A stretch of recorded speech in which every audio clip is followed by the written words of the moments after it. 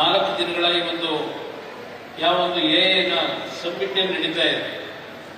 ಇವತ್ತು ದೇಶದ ಪ್ರಧಾನಮಂತ್ರಿಗಳು ಇದಕ್ಕೆ ಒಂದು ಹೆಚ್ಚಿನ ಆದ್ಯತೆಯನ್ನು ಕೊಡಬೇಕು ಅಂತ ಹೊರಟಿದ್ದಾರೆ.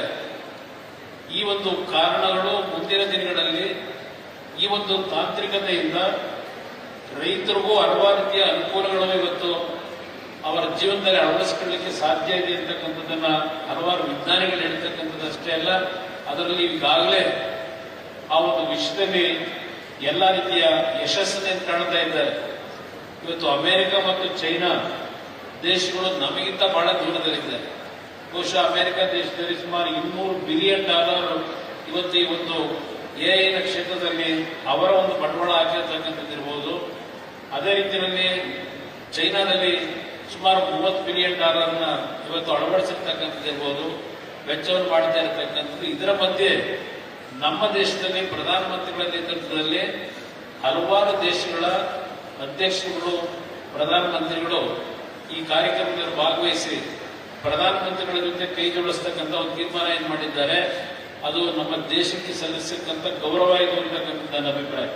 ಭಾರತ ದೇಶ ಇವತ್ತು ಯಾವೊಂದು ದಿಕ್ಕಿನಲ್ಲಿ ನಾವು ಹೋಗ್ತಾ ಇದ್ದೇವೆ ಆದರೆ ಒಂದೊಂದು ಬಾರಿ ನನ್ನ ಮನಸ್ಸಿನಲ್ಲಿ ಎಲ್ಲೋ ಒಂದು ಕಡೆ ಮನಸ್ಸಿಗೆ ನೋವಾಗ್ತಕ್ಕಂಥದ್ದು ಇದೆ ನನಗೆ. ಆದರೆ ಇವತ್ತು ಯಾವ ದೆಹಲಿಯಲ್ಲಿ ನಾನು 2 ಇಲಾಖೆಗಳನ್ನು ಪ್ರಧಾನಮಂತ್ರಿಗಳು ಕೊಟ್ಟಿದ್ದಾರೆ, ಒಂದು ಹೆವಿ ಇಂಡಸ್ಟ್ರಿ ಮತ್ತೆ ಸ್ಟೀಲ್ ಮಿನಿಸ್ಟ್ರಿಯನ್ನು ಕೊಟ್ಟಿದ್ದಾರೆ.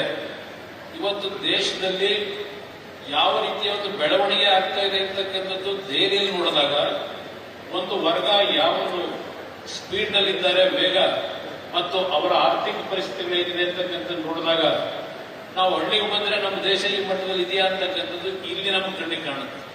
ನಮ್ಮ ಗ್ರಾಮೀಣ ಪ್ರದೇಶದಲ್ಲಿ ನಾವು ಬದುಕ್ತಾ ಇರ್ತಕ್ಕಂಥದ್ದು.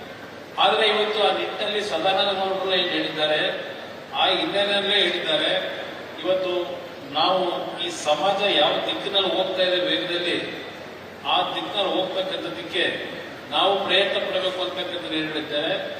ಇದಕ್ಕೆ ಇವತ್ತು ಪರಮ ಪೂಜ್ಯ ಸ್ವಾಮೀಜಿಯವರ ಕೊಡುಗೆ, ಈಗಿನ ಮುಂದಿನ ಭವಿಷ್ಯವನ್ನು ನಿರ್ಮಾಣ ಮಾಡತಕ್ಕಂಥದ್ದಕ್ಕೆ ಪರಮ ಪೂಜ್ಯರಿಂದ ಹಲವಾರು ರೀತಿಯ ಒಂದು ನಮ್ಮ ಮುಂದಿನ ಯುವಕರಿಗೆ, ಮಕ್ಕಳಿಗೆ ಏನೊಂದು ಶಿಕ್ಷಣವನ್ನು ಕೊಡ್ತಕ್ಕಂಥದ್ರಲ್ಲಿ ಪರಮ ಪೂಜ್ಯರಲ್ಲಿರ್ತಕ್ಕಂಥ ದೂರದೃಷ್ಟಿ ನಾನು ನೋಡಿದ್ದೇನೆ. ಇವತ್ತು ತಾಂತ್ರಿಕವಾಗಿ ಅದೇ ರೀತಿಯಲ್ಲಿ ವಿಜ್ಞಾನದ ಮುಂದುವರಿಕೆಯನ್ನು ಗಮನಿಸಿ ಪರಮ ಪೂಜ್ಯರ ಬಗ್ಗೆ ನಾನು ಹೇಳೋದಾದ್ರೆ ಚಿಕ್ಕಬಳ್ಳಾಪುರ ಒಂದು ಉದಾಹರಣೆಯನ್ನು ಕೊಡ್ಲಿಕ್ಕೆ ಬಯಸ್ತೇನೆ. ಚಿಕ್ಕಬಳ್ಳಾಪುರದಲ್ಲಿ, ಕೋಲಾರದಲ್ಲಿ ಇವತ್ತು ಶಿಕ್ಷಣಕ್ಕೆ ಅಷ್ಟು ದೊಡ್ಡ ಮಟ್ಟದ ಒಂದು ವಾತಾವರಣ ಇರಲಿಲ್ಲ. ಪರಮ ಪೂಜ್ಯರು ಅಲ್ಲಿಯ ನೇತೃತ್ವವನ್ನು ವಹಿಸಿದಾಗ ನಿರ್ಮಲಾನಂದ ಸ್ವಾಮೀಜಿಯವರು ಆ ಒಂದು ಕೆಲಸದಲ್ಲಿ ಚಿಕ್ಕಬಳ್ಳಾಪುರ, ಕೋಲಾರ ಭಾಗದ ಅಲ್ಲಿಯ ವಿದ್ಯಾರ್ಥಿಗಳಿಗೆ ಒಂದು ದೊಡ್ಡ ಮಟ್ಟದ ಶಿಕ್ಷಣವನ್ನು ಬೆಳೆಸ್ತಕ್ಕಂಥದ್ರಲ್ಲಿ ಅವರ ವೈಯಕ್ತಿಕವಾದ ಕೊಡುಗೆ ದೊಡ್ಡ ಮಟ್ಟದಲ್ಲಿ ಇದೆ ಅಂತಕ್ಕಂಥದ್ದು ನನ್ನ ಅಭಿಪ್ರಾಯ.